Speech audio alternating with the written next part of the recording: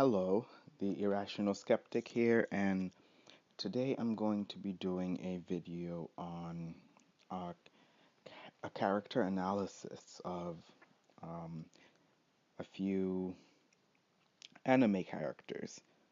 It's in the show called Death Note. I don't know if you have all heard about this show, but um, yeah, it's a really cool show. It's only about 33 or 34 episodes long, but I'm going to do a character analysis on five of the characters, and I don't know if I'll be right about this, but I'll give my reasons for each. So um, let's get right into it. For those of you who know the show, you already probably know the premise, which is a fellow named Light Yagami receives a death note, and he can basically write people's names in it, and when he writes their names, they will die. And there's a whole bunch of rules for what he can do with the book and whatnot. And yeah, I mean, if you haven't seen the show, it's on Netflix. The whole season is there. You can watch it there if you have a Netflix account. If you don't, get someone's Netflix account and watch it. So, getting into the juicy part. I will do Light Yagami first. So I believe Light Yagami is an ENTJ. Um, I believe he's an ENTJ. Um, he's basically very intelligent in school. He finds school to be kind of boring, and because it's a little bit too easy for him, he's involved in a lot of extracurriculars as well. So he plays tennis, and he's very good at it. Um, so this to me lends to him being more an ENTJ than an INTJ, because I've seen some character analysis of him being an INTJ instead. But he was actually a pretty physical guy. He wasn't just all up in his head. He actually liked to go out there and interact with people, even though he couldn't really be bothered by it. And that's the archetypical ENTJ. They can be people, but at the same time, they just really don't bother. They don't want to bother with anybody, so they like to keep to doing their own things. Um, and what screams at me as extroverted thinking in him is after seeing the Death Note, which is so extroverted thinking would be a dominant function. After seeing the Death Note, he kind of looked at it, and then he started coming up with ideas as far as, hey, what if this is a really powerful book and I can use this book to change the world and, become the god that this world needs, not maybe not the god that the world wants, but the god that the world needs. So, in his character development, you kind of see him going through these phases where he's saying he needs to um, basically he needs to do what other people won't. He needs to get rid of all the bad guys, and if he's able to do that, then everyone would be afraid, So you can see him using his NI, which is introverted intuition auxiliary function. He's using that as a justification for his huge grand plan. He's because he has some sort of vision where, okay, well, if he does all this, then there'll just be no more um, bad people in the world because they'll be so afraid. And this is a very um, extroverted thinking kind of way of doing things. Um, so, I mean, I do understand the argument for INTJ. I just don't see that an INTJ would try to maybe use technology that he has found, which I like to call the Death Note technology.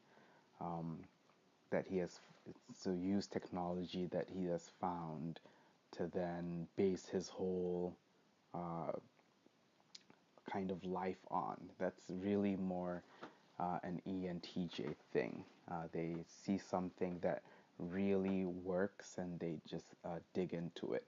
And maybe sometimes they're a little bit more dependent on technology.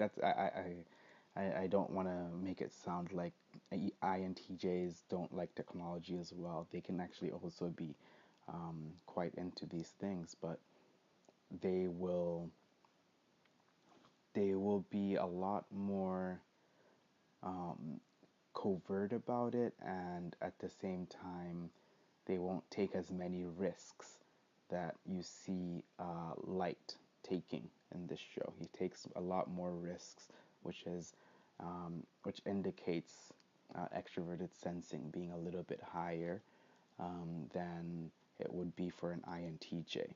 And we know that the third function or the tertiary function um, in several MBTI systems is what people kind of aspire to be. So you could really throughout the show, you could see him as a risk taker. He was always on edge, almost the whole show. So this screams to me that he was constantly trying to take risks. So the next character that I would like to go over would be L. Uh, this is uh, this is his character in the show. His name is Ryuzaki. But L, I think everywhere I've looked on several forums, they've all agreed with L being an INTP, and I think this is just quite typical, and I find it to be accurate as well. L is really just obsessed with solving crimes, and he wants to solve crimes for the sake of solving crimes. He really doesn't. He has a notion of justice, kind of, but at the same time, he loves the game. So he loves the chase. He loves to solve the puzzle. But um, that's how I see it. He wants to solve the puzzle. So he starts to show off by, he gives his ultimate postulation, kind of, and that's a very INTP thing. He comes up with a theory and he says, "Oh, I think light Yagami is actually um, Kira, and Kira is his alias, is the alias of light." So he goes ahead and says, "Yeah, he that's who he thinks it is, and I'm that's my axiom, kind of." And he has percentages going up of how much more evidence has proved to be the case that light is actually Kira. So you can see this is a very introverted thinking sort of analysis, where um, you start off with some postulation and then you want to prove it. So, and you can see his NE, so extrovert intuition, in his auxiliary function. You see how he uses it to come up with different scenarios um, on why Light Yagami is actually Kira, and he actually has counter arguments to that. So you can his thought processes that go on during the show are very interesting. I'm sure for a lot of you that have watched it. You see him kind of battling himself. You can see a lot of extroverted intuition there doing the battling, and you can also see his tertiary introverted sensing, and the fact that throughout the show he loves to make references to past behaviors of light. He really likes to do that, and but he at the same time trusts his introverted thinking more, which solidifies him more as an INTP than, let's say, an SI dominant. You can see that playing out in the show. An introverted feeling as a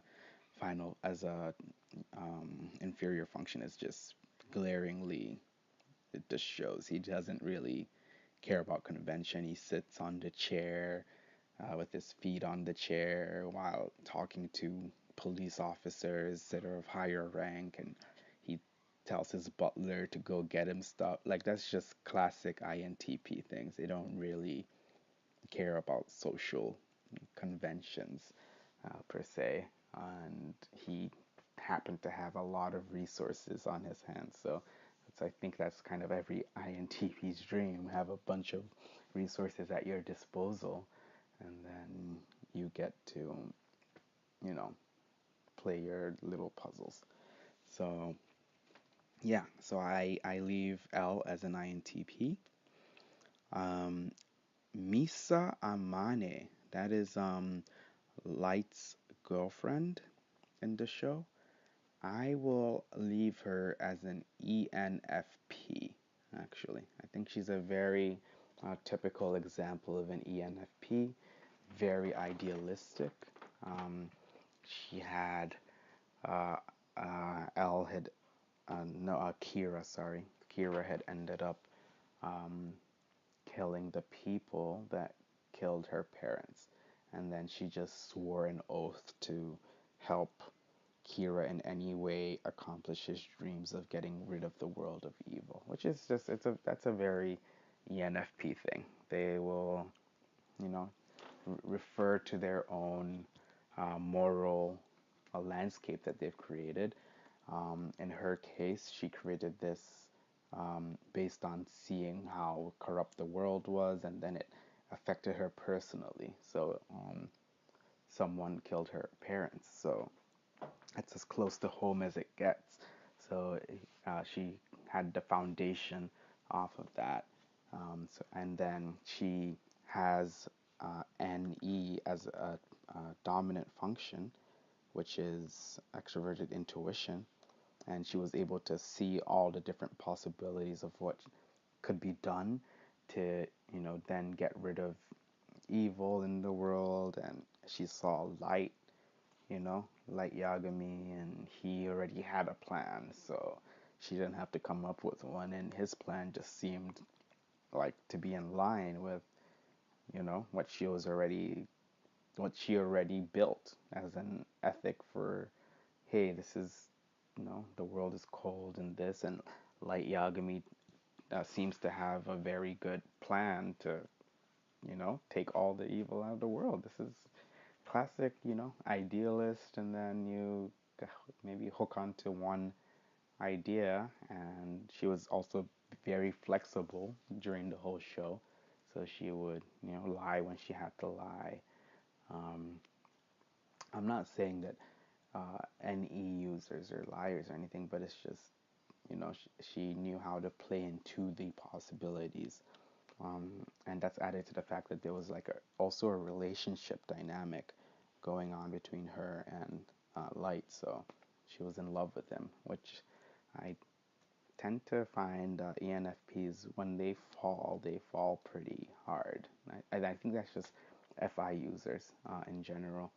When they fall in love, they go all the way as far as the romantic aspect of it. And that might just be typical to NF temperaments in general. But yeah, she displayed that quite a lot. And I would say So the next two characters I'm going to do are the ones that succeed L after he is killed in the show. Um, we have Nier and Mello. I'm going to do Nier first. So I think Nier was actually an INTJ. So the type that a lot of people think light was, I think that goes to Nier, because he was actually, he indicated being too far ahead of the whole game. He indicated being far enough ahead of L, although he recognized that he had to use a lot of L's um, groundwork. So in a way, he recognized how L might have left an unfinished puzzle, but left enough pieces there for him to connect the dots, which is what NI is very good at doing. You can leave scattered pieces all over the place, and NI will come there and say this was supposed to be with this was supposed to be with that, and they can do a really weird puzzle analysis really quickly. That is classic NI. And because he was facing Light, who I see as an ENTJ, he actually was at an advantage because Light couldn't see far enough into the future. That's basically my postulation because we come to the end of the show where they're kind of going back and forth with, and I'm just jumping to the last episode here. Um, we kind of see the contingency plans that Light had put in place to actually trap Nier, but it turns out that Nier he'd already thought about everything Light would do and planned against that. And he'd thought of it in more ways than one. He'd thought about it, and in classic INTJ ways, he also used his auxiliary extroverted thinking and took a lot of just random information into account, kind of, because he had people investigating Light for a long time, so there was information that he could use, objective information. This is a lot of this indicates TE very strongly because he had people follow Light as he went to work and as he went to wherever, to the gym. So these are just random bits of information that most, for example, TI, introverted thinking types, do not want to have. They usually, um, they might do it for a little bit, like in the case of L. He's an INTP, and uh, he had Light's house be on surveillance just to try and prove one of his theories. Although when he found that nothing was happening out of the ordinary, he kind of left it alone.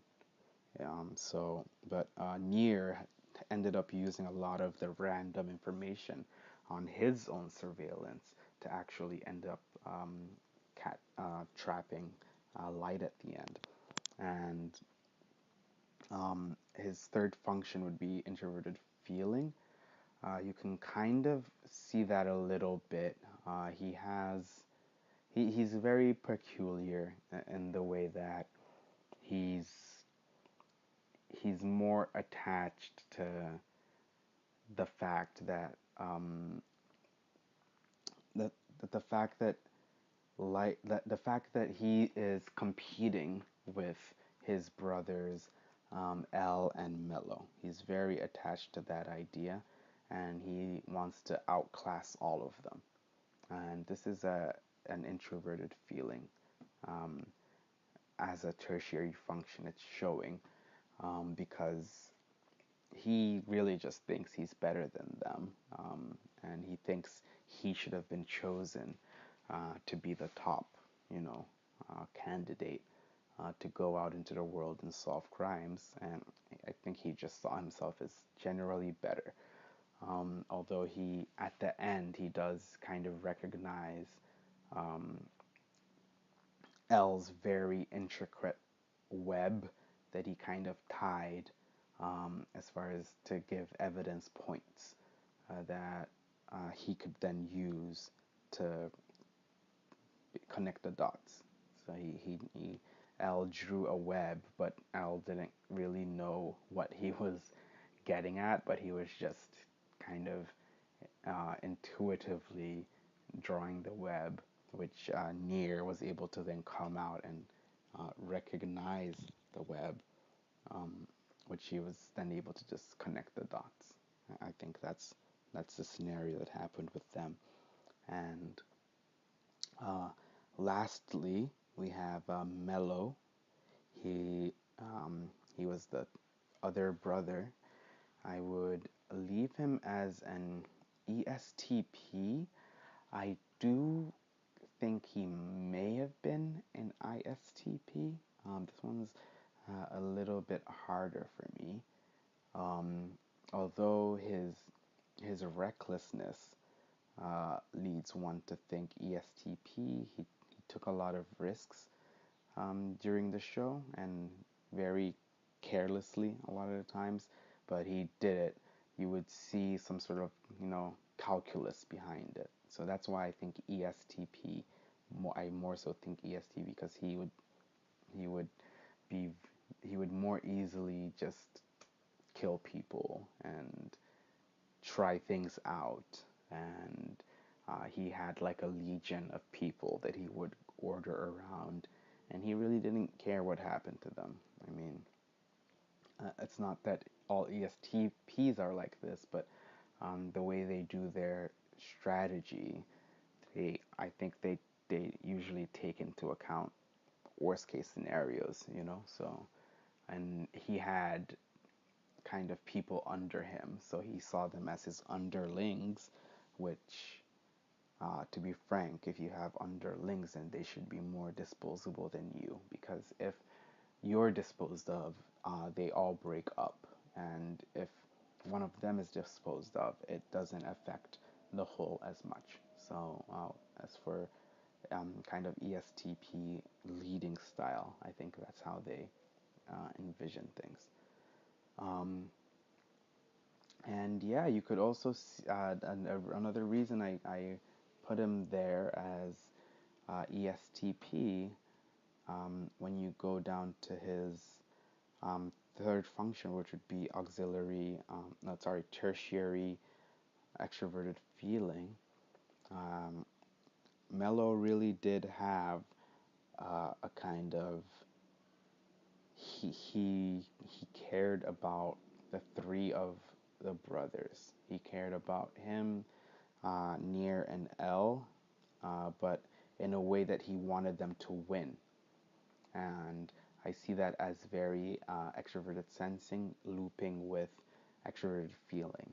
So, sort of, no, these people aren't going to get our group. I'm going to beat them all.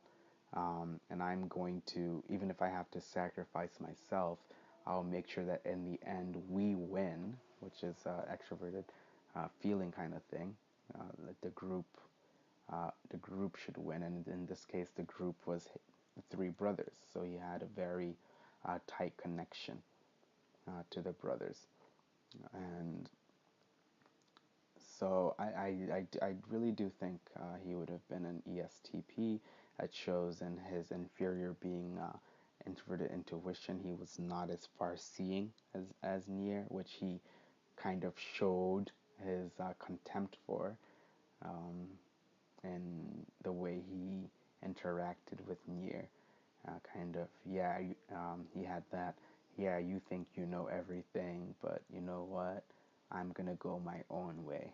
So he had that whole thing going for him, which is, I've in real life, I've met ESTPs that kind of adhere to this. They kind of brush everyone to the side and go forge the path, because I would just they're warrior types. They're the warrior type, so they don't want to be led, they want to lead. They want to negotiate. They want to, they want to make things happen in very big ways too. So, as far as negotiation, you can see that's what Mello tried to do in one of the episodes.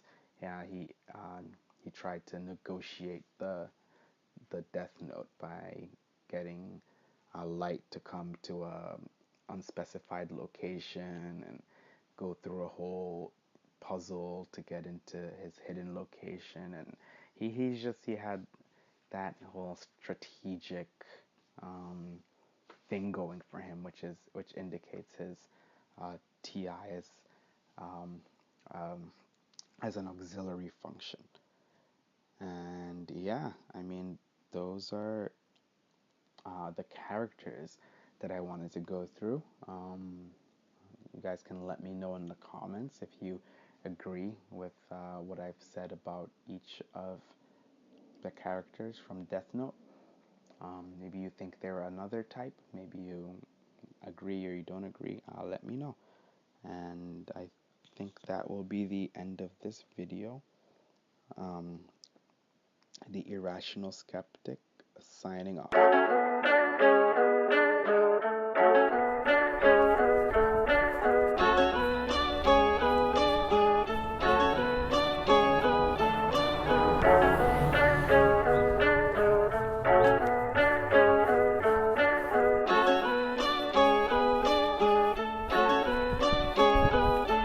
Look, hit the spot too loud.